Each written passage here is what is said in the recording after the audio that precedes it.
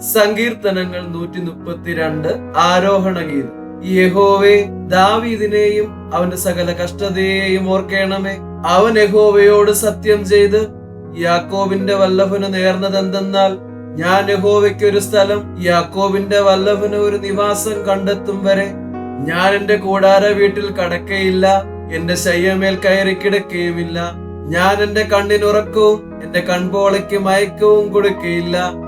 നാം എഫ്രാത്തിൽ അതിനെക്കുറിച്ച് കേട്ടു, വനപ്രദേശത്ത് അതിനെ കണ്ടെത്തിയല്ലോ. നാം അവന്റെ തിരുനിവാസത്തിലേക്ക് ചെന്ന് അവന്റെ പാദപീഠത്തിങ്കൽ നമസ്കരിക്കുക.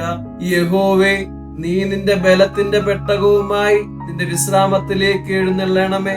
നിന്റെ പുരോഹിതന്മാർ നീതി ധരിക്കുകയും നിന്റെ ഭക്തന്മാർ ഘോഷിച്ചുല്ലസിക്കുകയും ചെയ്യട്ടെ. നിന്റെ ദാസനായ ദാവീദിൻ നിമിത്തം നിന്റെ അഭിഷക്തന്റെ മുഖത്തെ തിരിച്ചു കളയരുത്. ഞാൻ നിന്റെ ഉദരഫലത്തെ നിന്റെ സിംഹാസനത്തിൽ ഇരുത്തുമെന്നും നിന്റെ മക്കൾ എന്റെ നിയമത്തെയും ഞാൻ അവർക്ക് ഉപദേശിച്ച സാക്ഷ്യത്തെയും പ്രമാണിക്കുമെങ്കിൽ അവരുടെ മക്കളും എന്നേക്കും നിന്റെ സിംഹാസനത്തിൽ ഇരിക്കുമെന്നും യഹോവ ദാവീദിനോട് ആണയിട്ടു സത്യം. അവൻ അതിൽ നിന്ന് മാറുകയില്ല. യഹോവ സിയോനെ തിരഞ്ഞെടുക്കുകയും അതിനെ തന്റെ വാസസ്ഥലമായി ഇച്ഛിക്കുകയും ചെയ്തു. അത് എന്നേക്കും എന്റെ വിശ്രാമമാകുന്നു. ഞാൻ അതിനെ ഇച്ഛിച്ചിരിക്കയാൽ ഞാൻ അവിടെ വസിക്കും. അതിലെ ആഹാരം ഞാൻ സമൃദ്ധിയായി അനുഗ്രഹിക്കും. അതിലെ ദരിദ്രന്മാർക്ക് അപ്പം കൊണ്ട് തൃപ്തി വരുത്തും.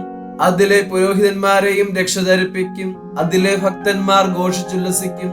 അവിടെ ഞാൻ ദാവീദിന് ഒരു കൊമ്പ് മുളപ്പിക്കും. എന്റെ അഭിഷക്തന് ഒരു ദീപം ഒരുക്കിയിട്ടുമുണ്ട്. ഞാൻ അവന്റെ ശത്രുക്കളെ ലജ്ജ ധരിപ്പിക്കും.